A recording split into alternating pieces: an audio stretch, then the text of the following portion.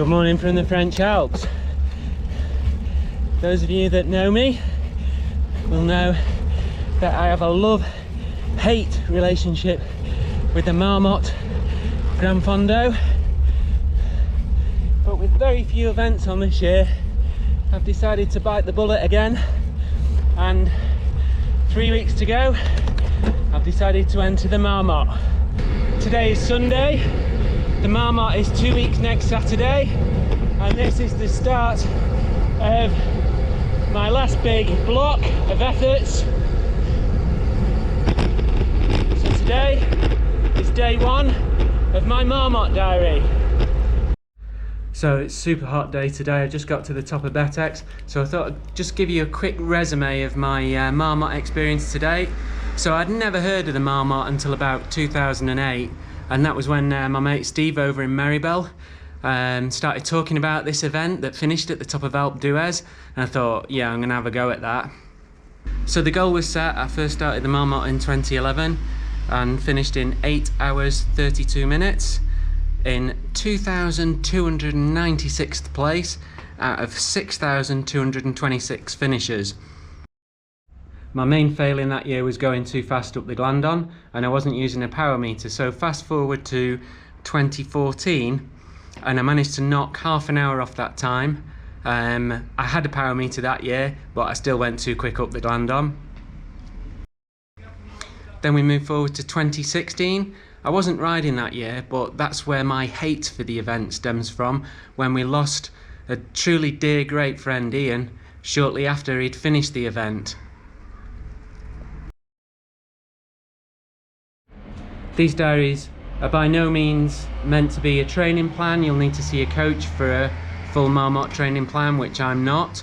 But in 2017, Ian's death had really inspired me to train hard for the event, and that year I'd done loads of training. I'd started the year doing the Strade Bianche Granfondo in March, and then I'd done a couple of smaller events in April, and then the Mallorca 167k event at the end of April.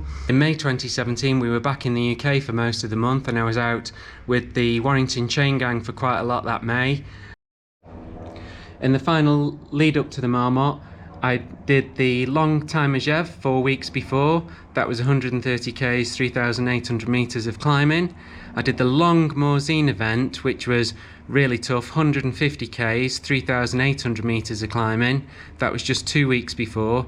And then a week before, I did the short Le Grand Bonheur event, which was 100k's, 2,000 metres of climbing. So on the day in 2017, I finished in 7 hours 25 minutes in 718th place, 6,293 finishers. The key thing in 2017 was watching the numbers on my power meter.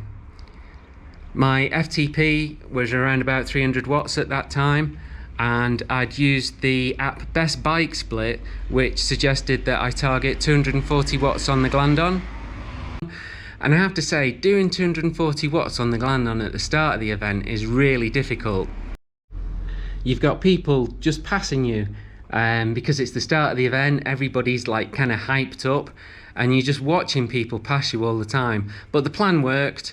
Alpe D'Huez, always a struggle. I averaged 200 watts for the climb and got up Alpe D'Huez in 1 hour and 14 minutes at the end of the event.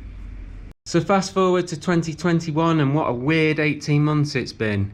So this year, I would say that I'm fitter, I'm lighter than I've been in a long time, but the key thing is there hasn't been the events. I've ridden 1 Granfondo Sportif, 1 circuit race, and 1 time trial. So without events, my aim for this week is to do some serious climbing and also to get some longer miles into the legs with just 3 weeks to go. It's been scorching in the Alps this week. Today's ride, it was up to 32 degrees. I covered just over 2,000 metres of climbing, over 70k's, and there's a link in the comments below to the Strava file. So that's the start of this Marmotte block. Thanks for watching day one. Join me again on the next episode when I'll be talking about gearing. Thanks for watching. Any questions, please leave in the comments below.